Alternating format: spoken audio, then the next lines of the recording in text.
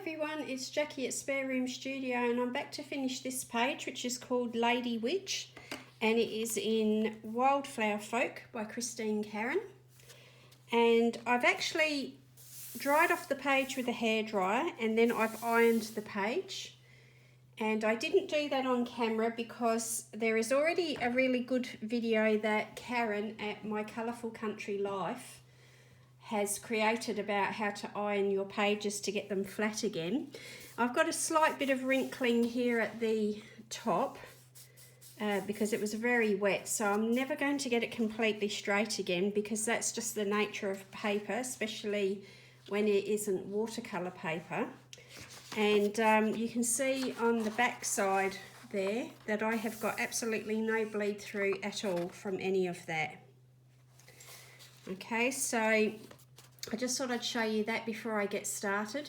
But yes, unless you've got watercolour paper, when you completely saturate completely saturate paper with water or paint or whatever, you are displacing the fibres of the paper and you're never going to get it completely smooth ever again because it's stretched in parts because it's more wet in parts than other parts and so on. Yeah, you're just never going to get it completely flat again.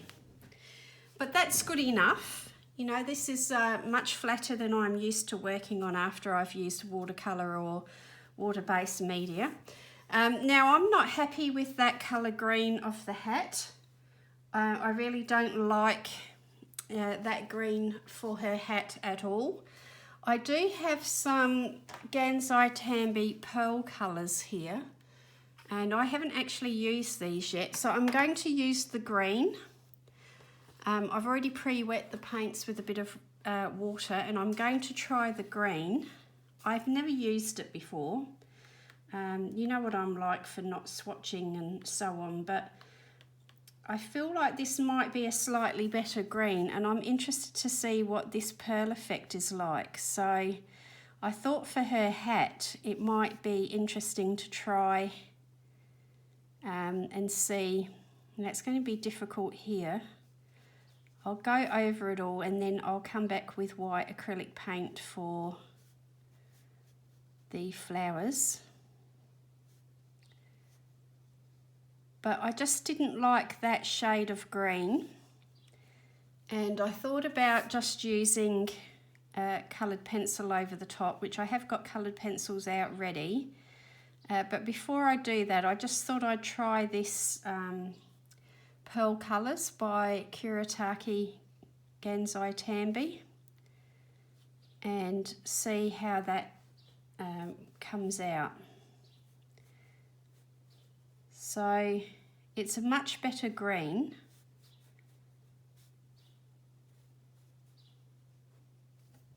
I'm not sure about the effect, whether it's really what I want for the hat, but we'll see. You know, if I don't like it, I'll try something else. And if you're seeing this, then it means that I've found something that has worked for me that I've liked. So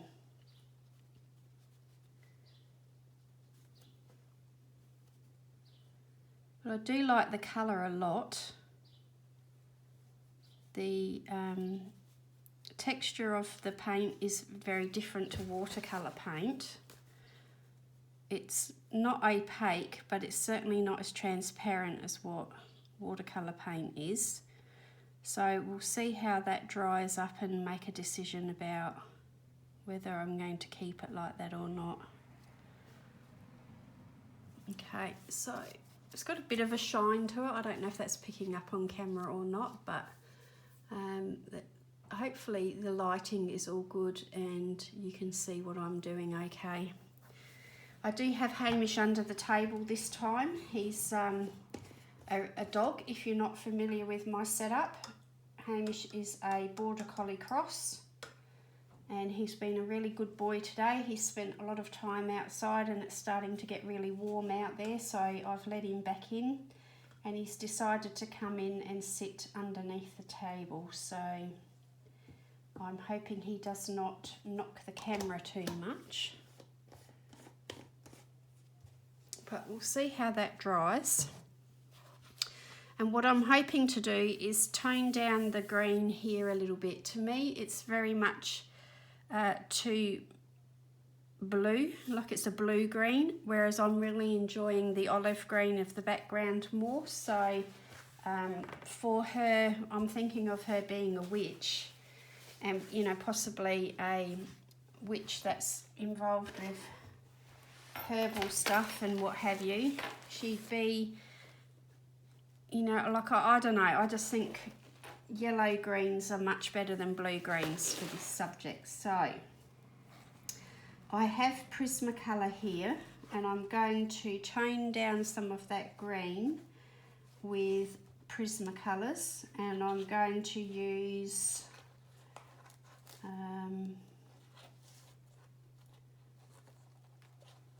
I've got olive green here. I'm just going to grab a sharpener. So I'm sorry you will hear a bit of noise when I use my sharpener. So this is olive green, PC911, and I'm going to attempt to tone down some of this very bluish looking green. I had hoped to keep this as a watercolour only, but after the first drenching that I gave it, and it was very buckled when it dried, I've decided that I won't do that to the paper again, and I'll use coloured pencil to tone it down.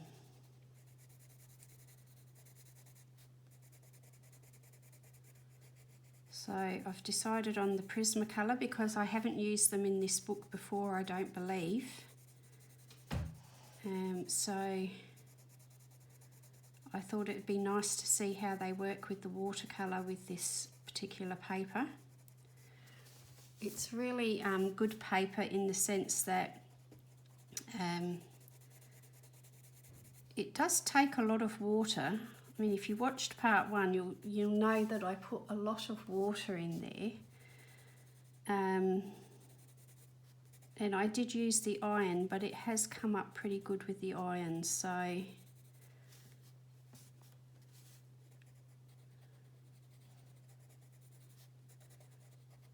I'm just trying to envisage what a bodice would look like.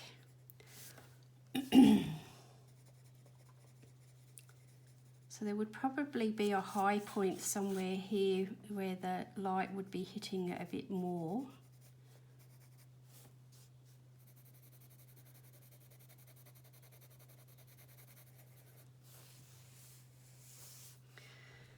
So I had hoped to play up the effects of the watercolour, but given that the colours haven't really worked how I wanted, and I don't really want to add more water, I've decided that I will just have to make do with the pencil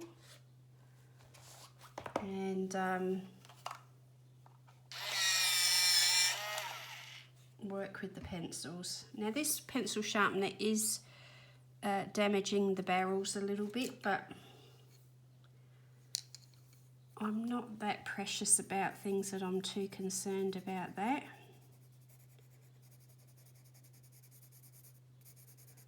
So there's a suggestion of some sort of boning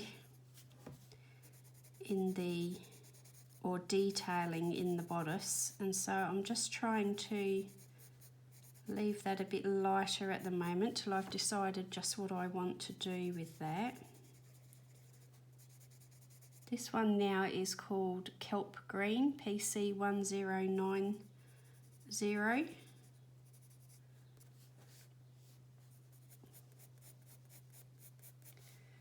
So I'm going to try and not make my pencil too solid. I'm going to try and indicate a little bit of different textures and so on without it being too solid.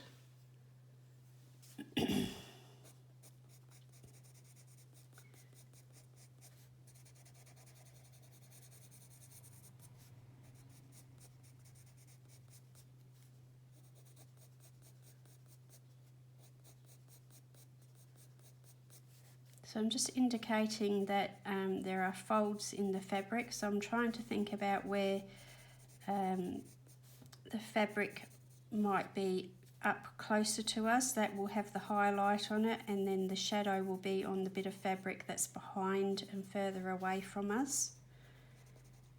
And that just helps to describe to the viewer what the surface is that they're seeing.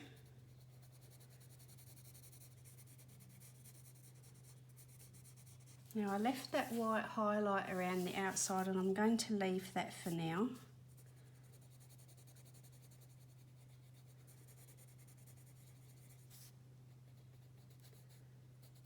And the same here, there's wrinkles on the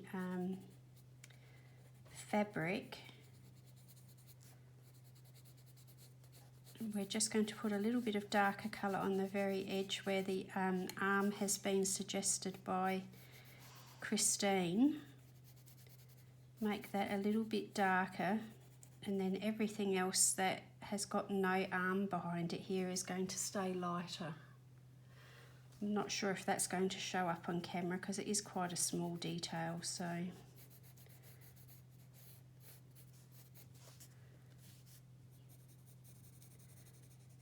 in this book, Christine really does suggest quite a lot of details in there for you with the grayscale.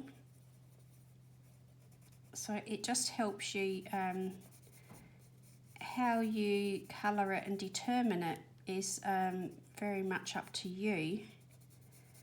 But she's given you some very good clues and tips where to put your shadows and your highlights. And then it's up to you how you actually tackle that.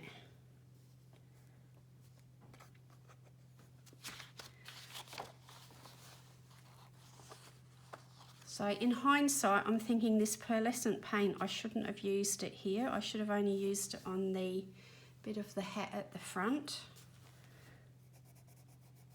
But it looks like I can actually colour over the top of that, so because I feel like the underside, the shadow side, would not be shiny and sparkly like that. It would probably be more of a matte, darker fabric.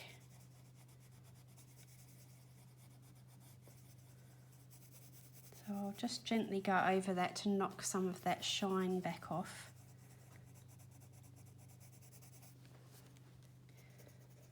So this is turning into a bit of a comedy of errors really, this video. I'm sorry.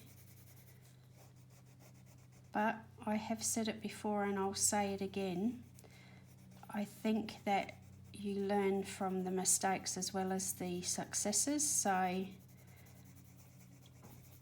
if you see me fail, you know not to use pearlescent paint in that particular manner. Whereas I didn't. So just see if we can just knock some of that shine off of it.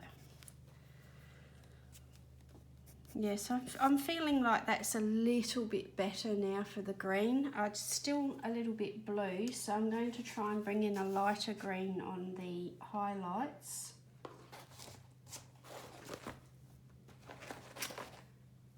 So by lighter green, I want a yellow green. I'm thinking maybe lime peel.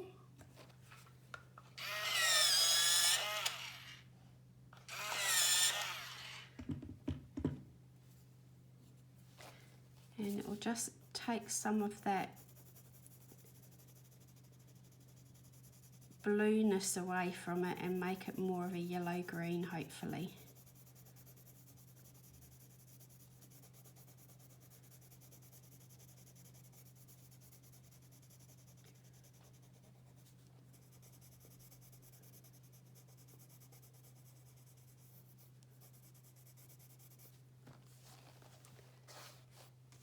I'm not sure if it will read right on the video. We'll have a look at the end. I'll lift it up to the camera for you and you can have a look. Plus there'll be photographs on Instagram as per usual.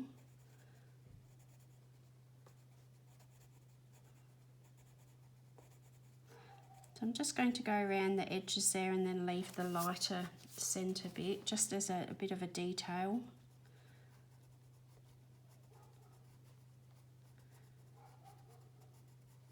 Make it look like maybe it's some sort of detailed braid or fabric or something.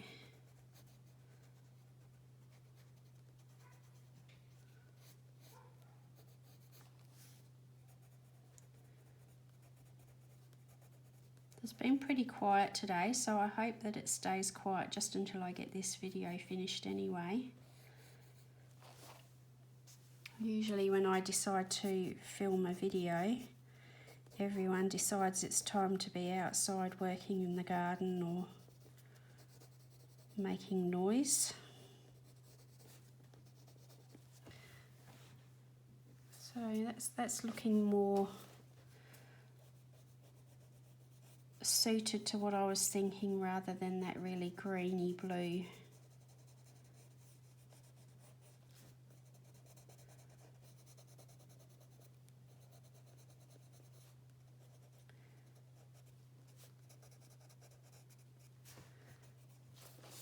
A little bit of the blue in there is not going to hurt. But yeah, I wasn't keen on the whole colour as a whole.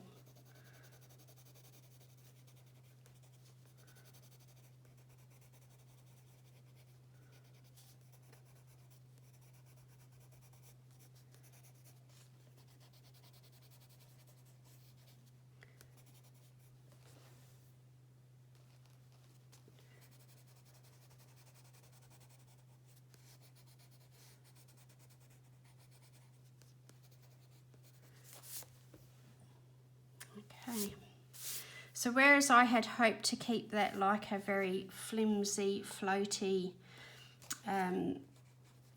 light fabric, it now looks a lot heavier. So I'm going to take that white highlight around the edge back off, knock that off a bit and make it, you know, like it's a bit more of a sturdier fabric, because it does look heavier. It doesn't look light and fly away and flimsy like I had hoped it might. That's okay, you know, you adjust as you go along, you make changes and things happen. So now the ribbon up here, I'm going to go for the darker green again. So let's go back and find that, what was it, olive green. We'll start with that. So I'm going to go into the darker areas first with the pencil.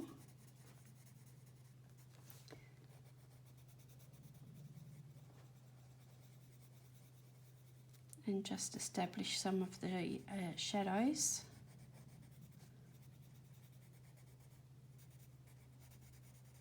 So the knot would obviously be higher and therefore have more light on it than those bits of ribbon that are coming from underneath.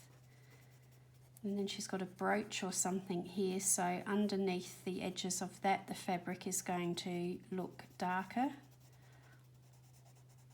In any folds, it's going to look a little bit darker. And Christine's, you know, put the grey scale there and some lines just to indicate where some of that might happen. So I'm just going to put the darker colour in there.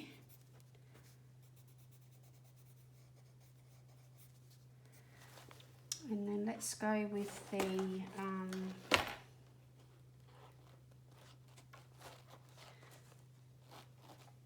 let's go with the lime peel to start with, and then I'm going to probably need a mid-tone in there to help blend that.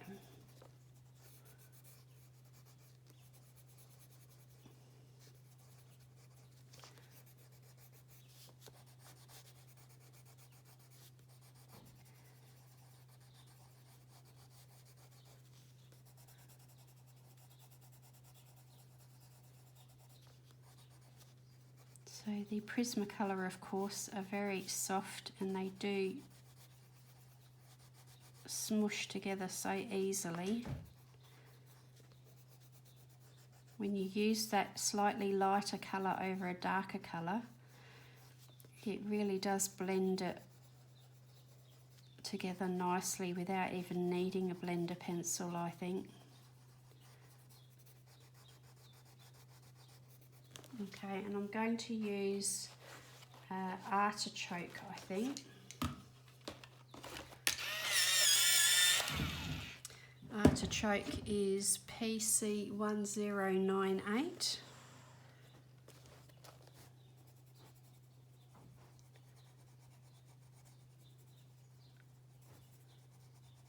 And this is a little bit more sort of a bronzy,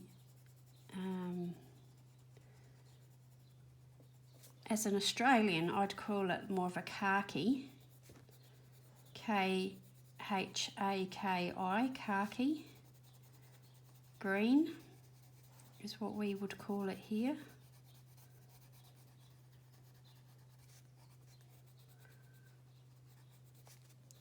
Or an army green almost.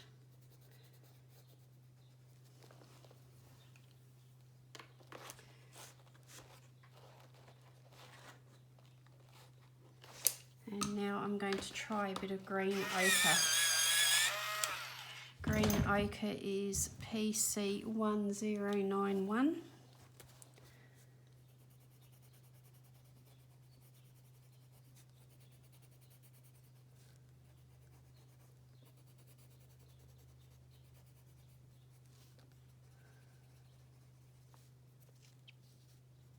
And that's sort of reminiscent of the colours that I've got going on out there.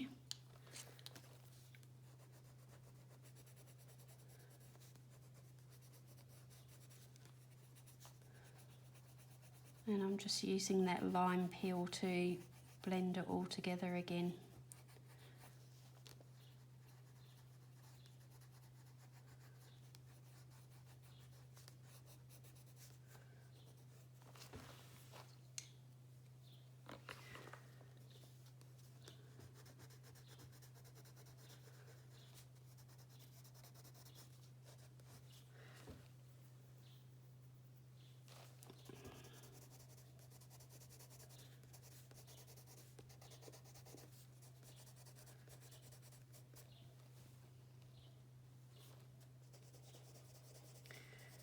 Helping to blend that all together.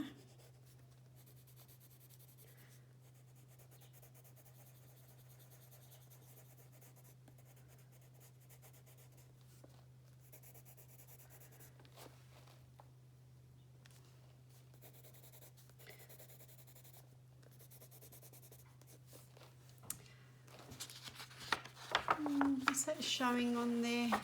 Oh yeah, a little bit. How shiny that has gone. It's a bit unfortunate because it's not really the look I was going for, but it's there and we'll just have to live with it.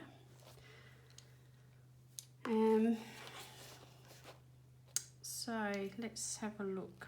Olive green here. I'll just use the olive green to suggest the stalks or sprigs to go with the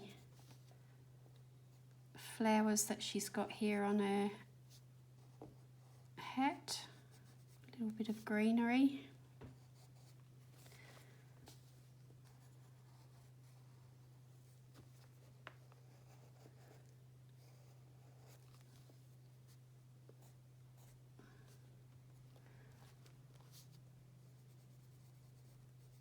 And I need to grab my acrylic paint pen.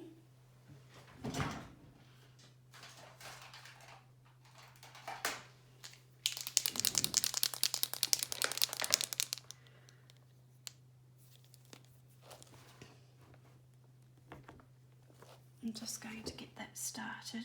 This is an old one now, the Montmar acrylic paint pen. I've used it so much that I think it might be starting to come to the end of its natural life.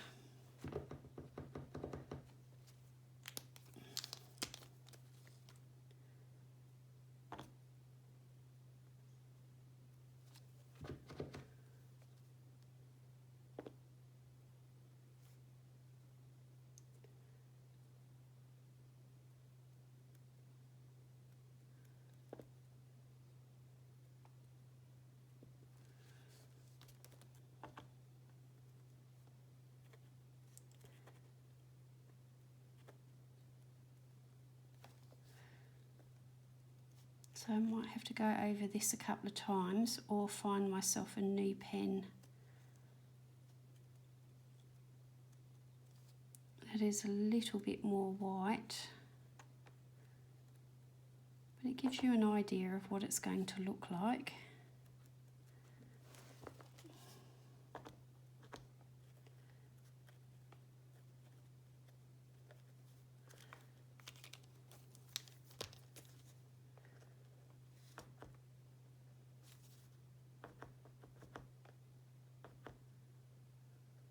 Always skating on thin ice when you do things like this on your book,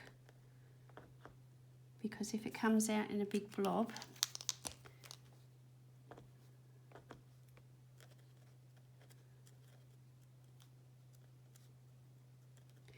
yeah, I think I might have to, I think I've got another new one of these which I will have to go and dig out. But you get the idea for now.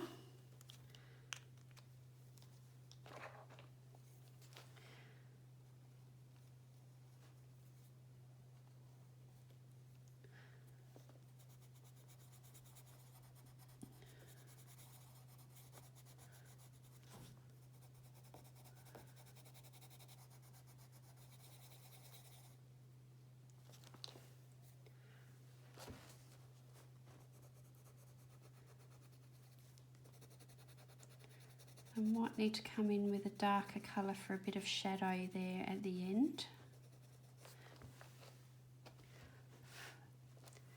So I'm going to give her, I think, like a tawny coloured eye, where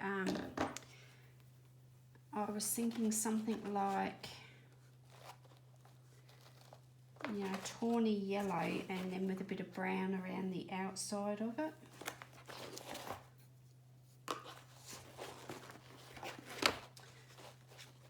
So maybe like a, let's have a look, this is called Jasmine, PC1012.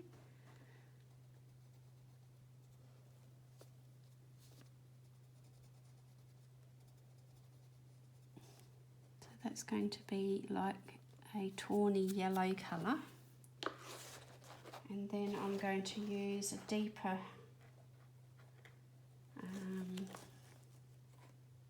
sienna brown.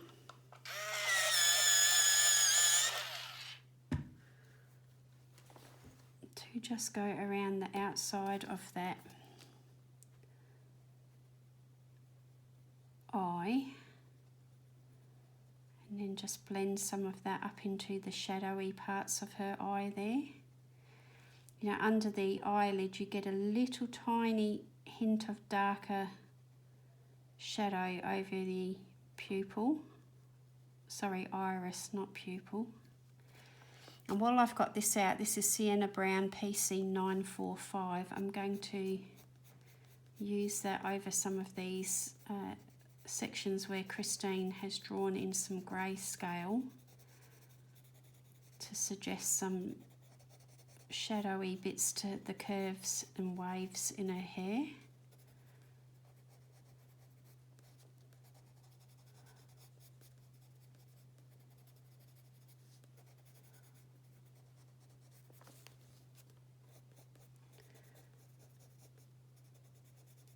Now, in reality, somebody would probably have maybe green or blue eyes or something with hair this colour. But I just liked the idea of trying to do like a tawny golden eye colour instead of the regular colours. Because she's a witch, she's that little bit more different.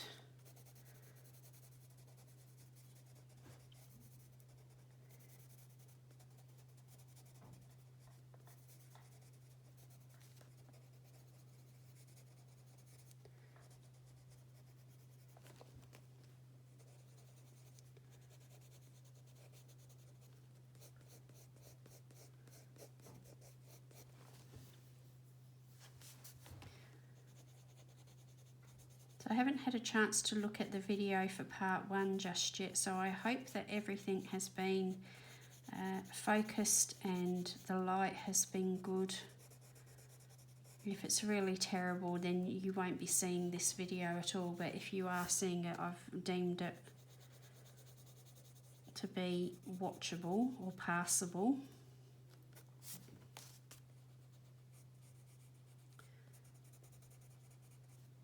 Okay, so let's put a bit of gold into what's going on here.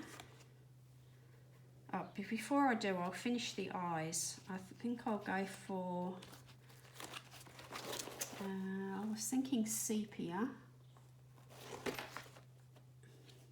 because sepias are very sort of greyish brown. And you know, like my dislike of using too much black. If I can get away with darkening up these areas without using a black, I'd be a lot happier.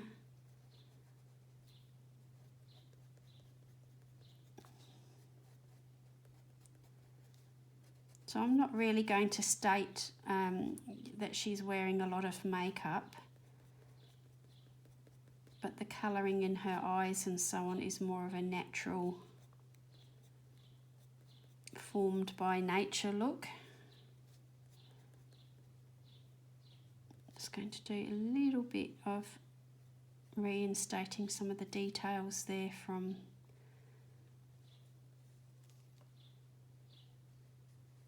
what Christine has drawn, but the printing hasn't quite picked up. And also with that sepia, it also will help in some of these more shadowy areas here in the red hair.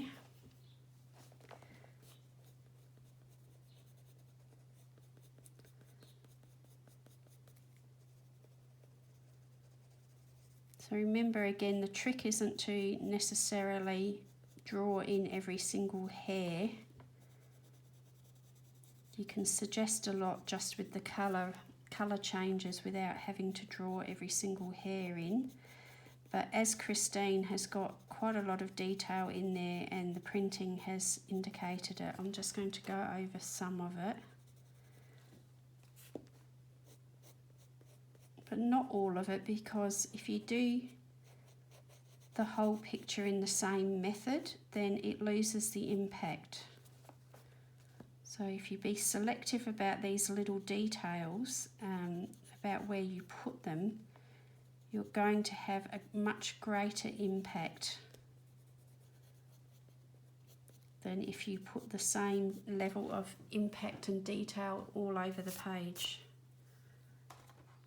So let's have a look. I've got burnt ochre, and I said I wanted a golden colour to go with that hair, so I'm thinking that maybe a little bit of goldenrod maybe.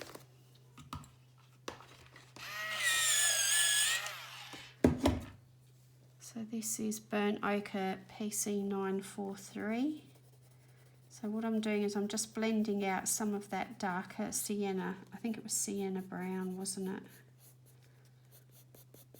So just blending out some of those areas,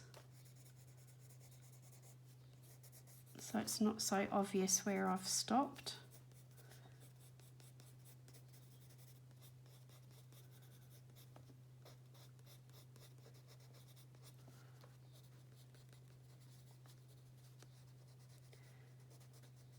And what you find with hair is that if a hair is curly and the light is hitting the curls, it's not going to go down the full length of a curl like that. What light does is it tends to hit a band and suggests the shapes underneath. So, you know, like it's not, that one colour's not going to go all down like that. There's going to be a lighter bit in between. Probably not describing that very well, but if you think of someone who has straight hair, for example, and their fringe is straight, you almost get like a ring around the head where the light hits that highest point. The light doesn't go down every strand like that, down the full length of the head. It just hits that band. So you need to sort of think about that when you're colouring.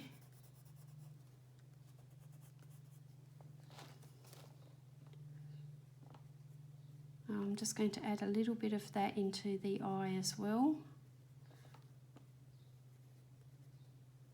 And then I'll just put the tiniest bit of black in the pupils.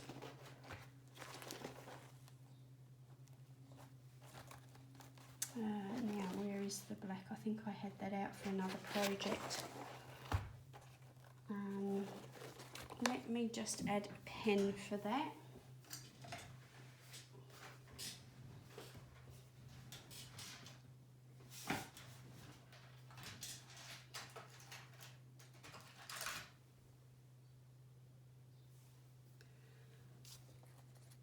So this is a Pigma Micron 003, which is an 0.15 millimetre. It's an old one. It's probably not too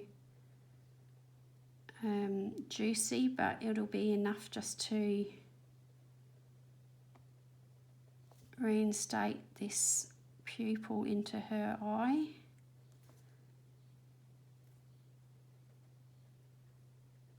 Maybe not. Whoops, there goes a pencil.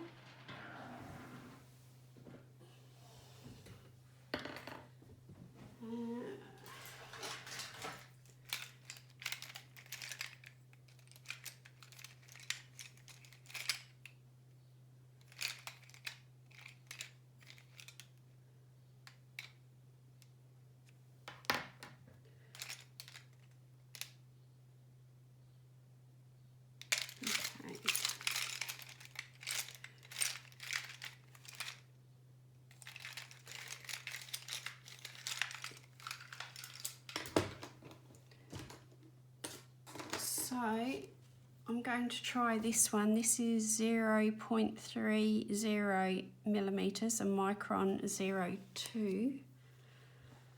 And let's see if this one works a little bit better. Yes, it does.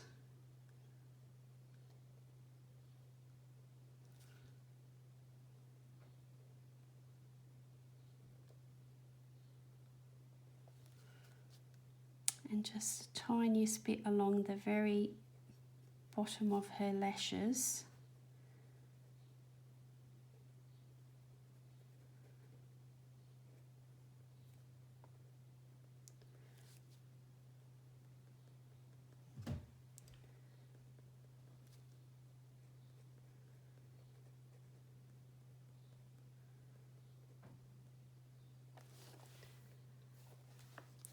And a tiny bit in her nostril there.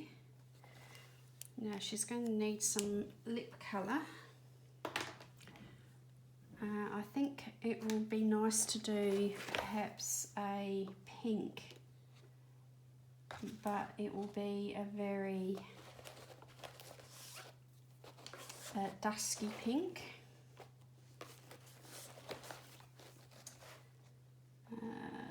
Or a peachy sort of colour.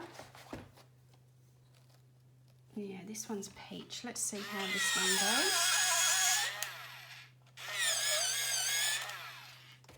goes. So I'm going to go for the peach. And just leave a little highlight on part of her lip there. Again, there's a bit of grayscale happening to give you some ideas of where to put the darkest part and leave the lightest part.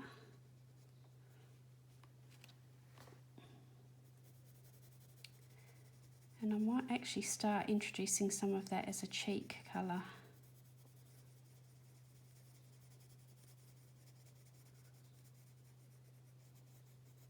And a little bit into the end of her corner of her eye there.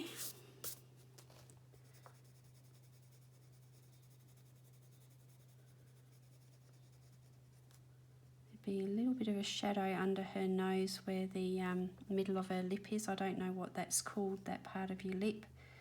A slight highlight and then more shadow.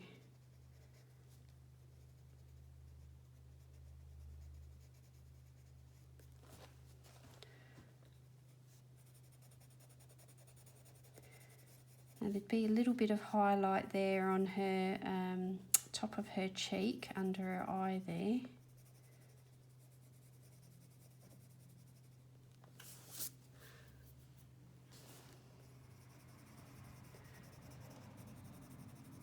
So remember, I don't really want her to look too made up. I just want her to look like she's got that nice natural warm glow from being outside. A little bit in the corner of her eyes, that sort of deepest set part of the eye.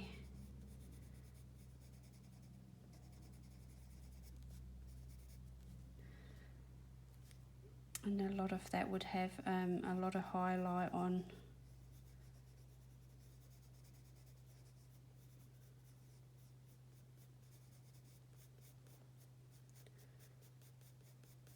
So I just very lightly suggest it, just for the sake of suggesting the form, but you know, reality, there would be a lot of light hitting that part of her face.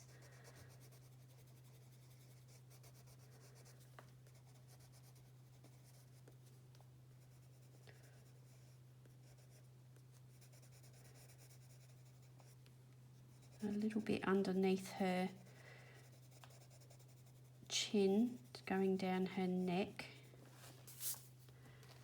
And I'm going to introduce a little bit of it into her body, so that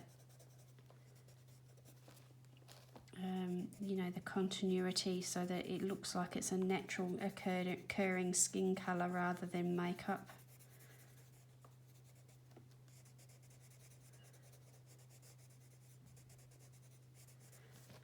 So I'm just following all the grayscale that Christine Karen has drawn.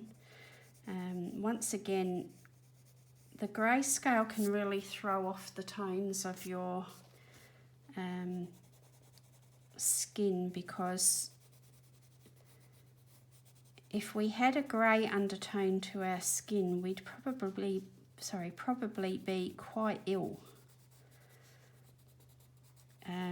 The natural sort of undertones of your skin are, I think, more of a sort of bluey colour or a greenish colour for some people that have got olive skin. So generally the blue is more like people who've got pale or pink sort of colouring. And the sort of greenish, if you think about what colour veins are, I think it gives you an indication. If they've got more of a green look about them, it's usually a more olivey skin tone that has that. I don't remember a lot of the details from my life drawing classes, unfortunately, but there's probably books that explain all the different sort of bases for different skin tones. But I've forgotten a lot of that, and I don't really colour a lot of realistic portraits anymore. The pictures I like to colour are generally more fantasy related, or whimsical, or caricatures, you know, funny, humorous. Like I'm not drawn to portraying the realistic skin tones all that often anymore. I think maybe I wore myself out trying to achieve that, and I've moved right away from it and actually forgotten a lot of it. Do I like her lips that colour? I think I do. Now, I didn't really put the golds in there yet, did I? The goldenrod.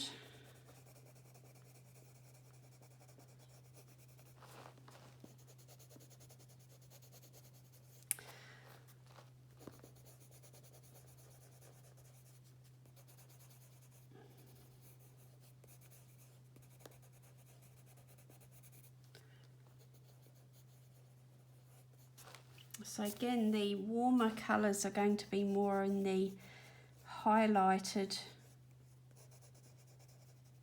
sections where the light's hitting is going to appear warmer,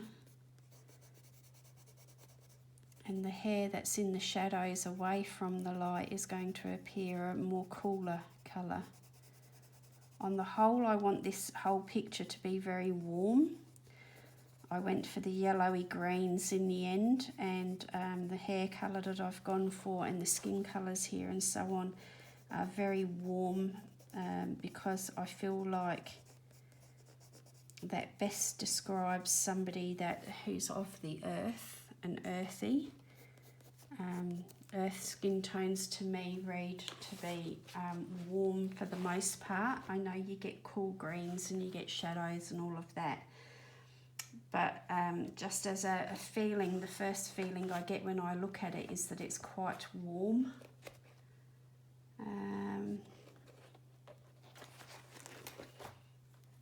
I'm thinking a warm brown to go in those shadows, because the sepia was a very cool colour. The sepia, you know, it's more of a grey brown. This one I've got dark brown, looks to me like it might be a little bit warmer.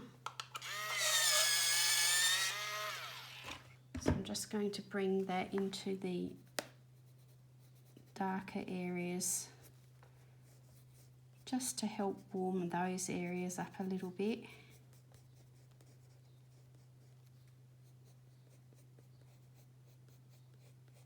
I hope I'm describing that sufficiently, because it's hard to put into words. There's already plenty of people describing and explaining and teaching art much better than I can. You know, the concepts and so on. It's a long time since I actually studied. And while I was studying, it was all in the forefront of my mind when I was drawing and painting.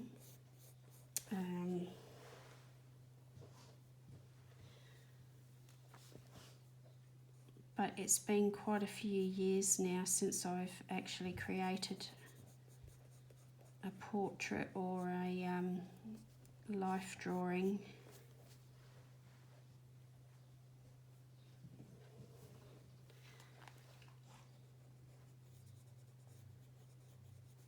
Sorry if you could hear Hamish then.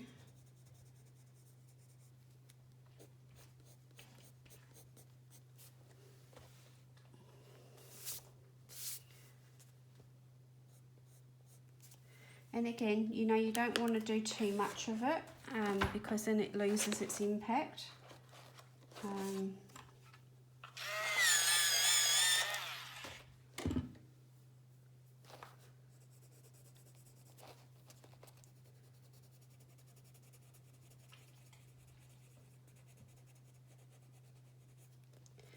When it comes to art and visual art and so on, you can have too much of a good thing.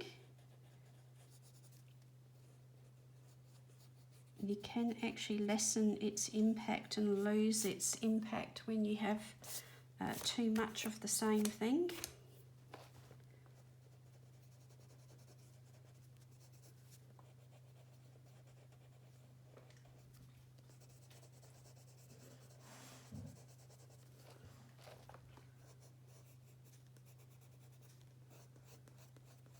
So while I wouldn't quite say less is more,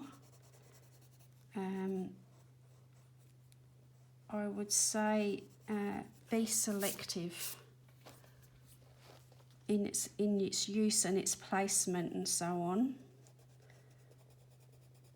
Being selective will get you far more impact. You know, because you do need some vibrancy, you do need your drama and your lights and your darks, and you need all of that to get something that's a really stunning and eye-catching image. But the truly eye-catching ones that grab your attention and keep your attention will be selective in how they've done it.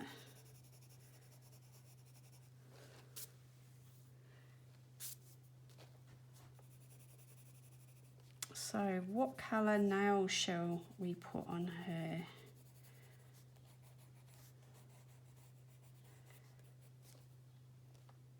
We've got to do her brooch as well. The nails, I think we'll maybe go for the similar colour to what we did with her lips. So that was a peach.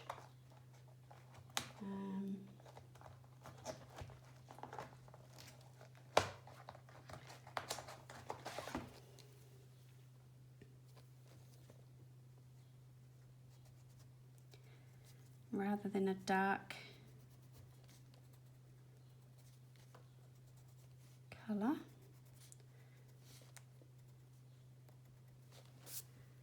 And the stone in her hat, oh, and the brooch. I guess you have to almost, would you do an emerald? Maybe like a topaz again.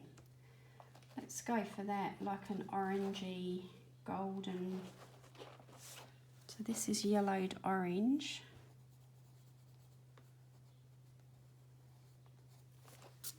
And let's put a little bit of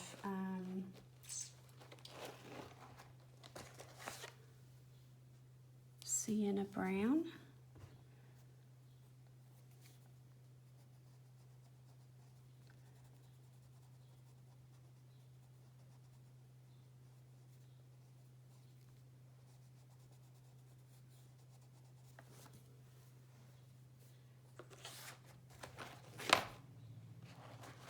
And then let's put a little bit of that jasmine.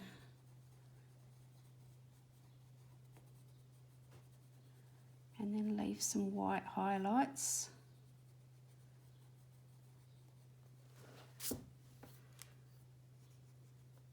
And that needs to be in some sort of metal, so I might get some gel pens for that. On here a pendant as well. Let's go for a deeper orange this time. Cadmium orange and pumpkin orange.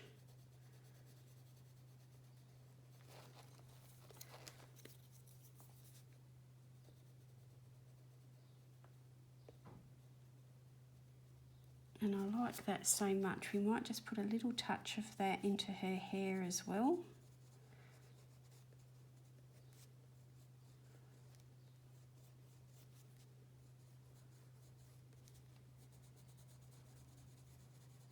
That helps to travel that eye around.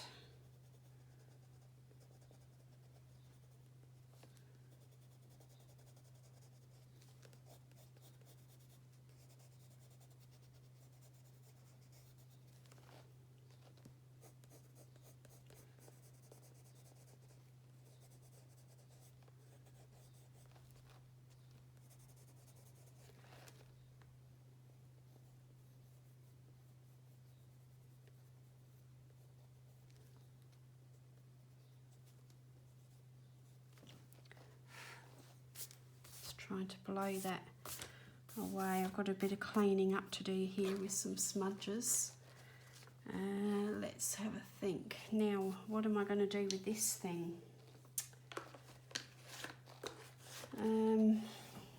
While I'm thinking about that,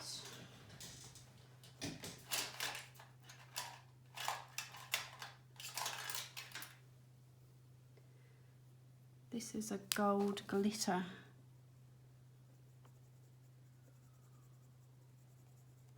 Gel pen.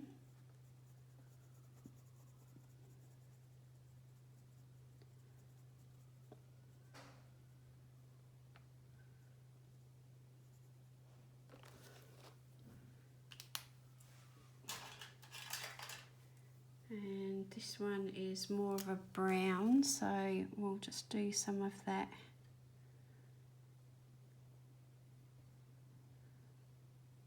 around these bits. Actually, that looks nice, so I might just leave a little white highlight.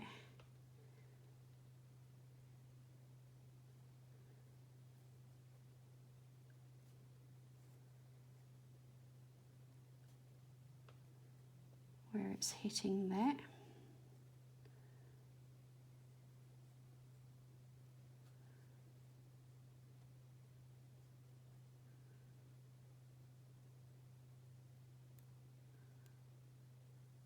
Just a little bit around there.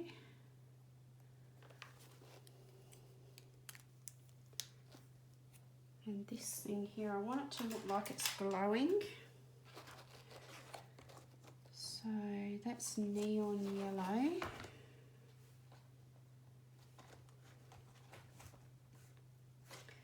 Yellow chartreuse.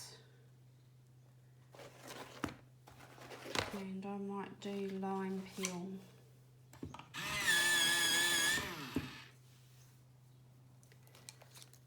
So let's start with the neon yellow.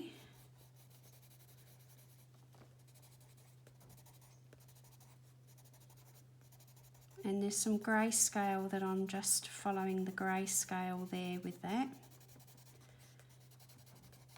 for now.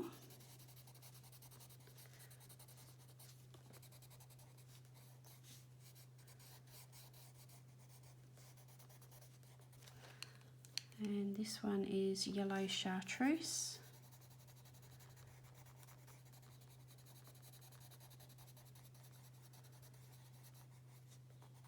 There's a bit of grayscale in there, so I'm leaving some white highlights where there are some highlights left, but I'm going over all the grayscale.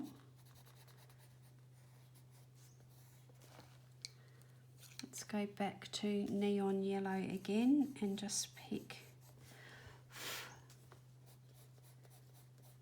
a few spots out for that.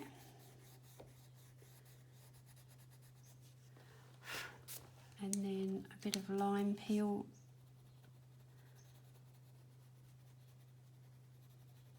over some of those areas of grayscale again.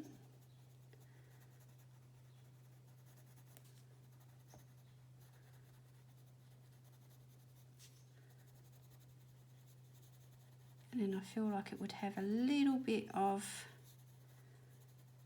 darker colour around the heavier bottom part of it. And then I'm going to leave a white highlight in there towards the middle. Yellow chartreuse again.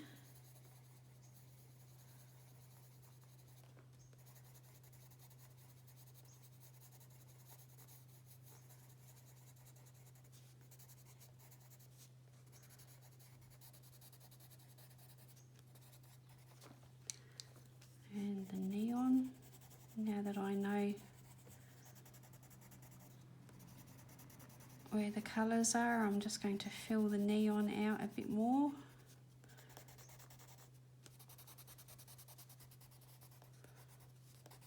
And a little bit on her hands to suggest that she's getting a glow from that on her fingers. A little bit of that into her outfit.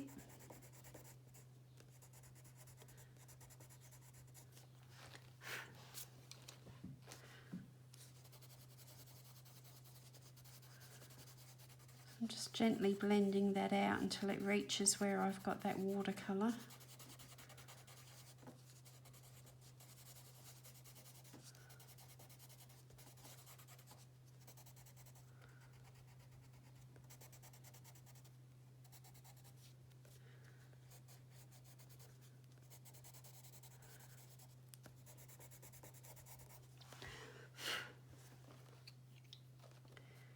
And there may even be a little bit of that making it up to the edge of her face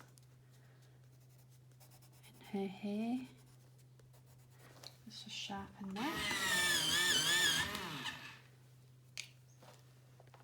So I know some people don't like to use the neon and metallic pencils, but I quite like using them as that starting point. To indicate where some colours might be, because I can still erase them. If I was to do this with a pen or you know, a water-based marker or alcohol marker or something, once it's there, it's there. But once I've worked out the placement with the pencil, I can always enhance that a little bit more if the pencil doesn't work enough. But you know, once it's there with the markers, you're kind of stuck.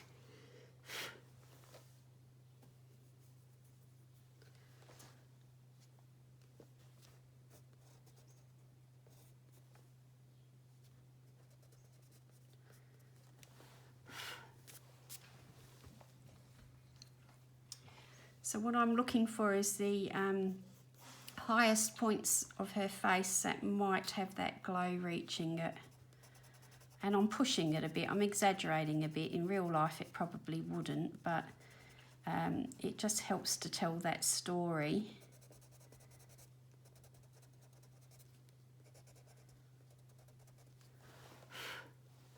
Now where's that pen again?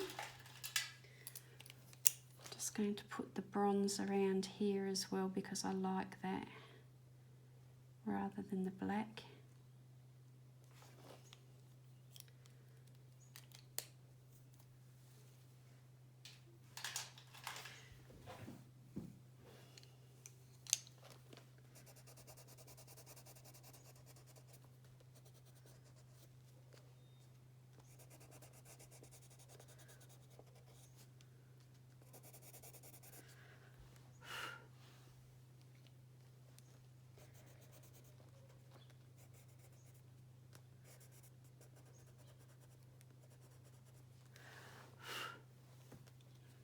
The hair maybe here.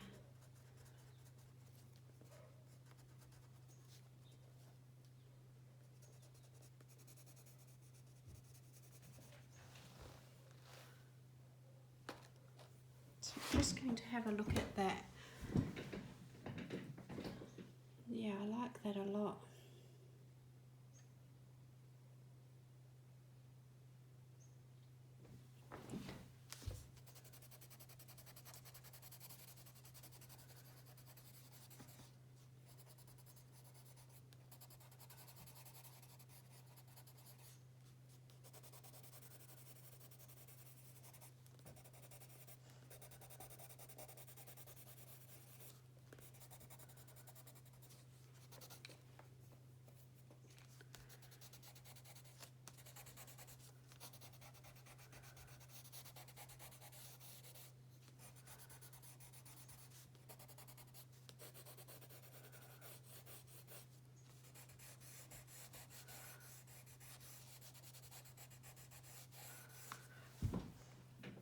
So I should have thought that more about that more before I put the watercolour in there, but it is what it is now, it's there.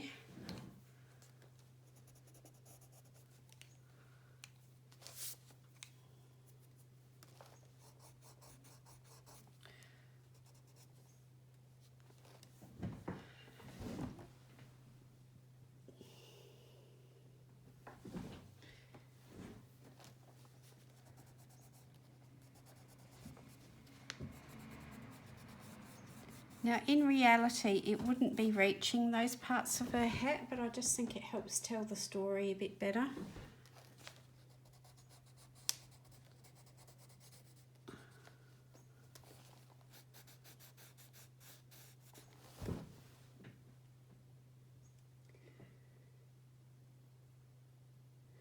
And almost like she's made of part of whatever this is. That's her magic. I don't know. Might be reaching a bit too far there, but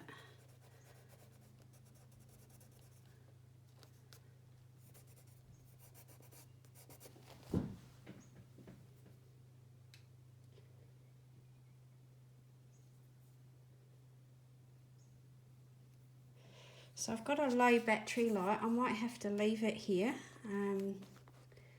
It's pretty much done now. There will be some finishing touches maybe.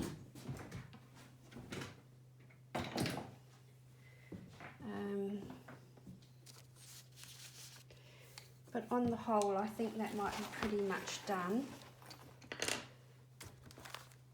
There's going to need some more detail work done in the hat.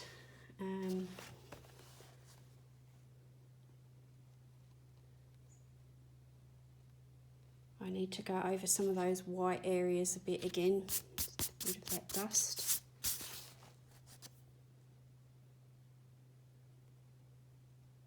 So, you know, there might be a little bit of extra work to be done for details on some of those places, but you're getting a real feel for what I'm going for here. You can see all the pencil dust.